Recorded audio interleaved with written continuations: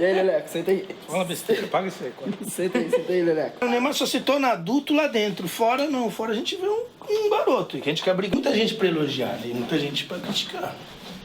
Eu preferi tomar o lado dos críticos. Neymar é uma mistura de tudo. É filho, empresa, tudo. É tudo, né? Não é só a minha.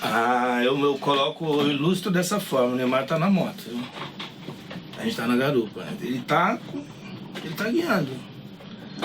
Só que a gente também conduz. Se você já subiu em cima de uma moto, você sabe que o garupa ele consegue. Tua felicidade, entra com Deus, reveste toda a armadura de Deus possível, desde o capacete até a sandália, tá ok? Ora muito, ore muito por Deus. Coloque ele primeiro em campo, depois que na sua. Então tá bom, filho. Olha, mas corra como se fosse o último dia da sua vida, tá? Não tem problema, cara, desfalecer no campo, mas corra, esmurra teu corpo, cara, esmurra ele. Novamente, tá bom? Deus te abençoe muito, filho, tá? Te amo muito, tá? Tá, dado. Fica com Deus. Beijo, tchau. Os caras foram, agora foram. Hã? Agora é com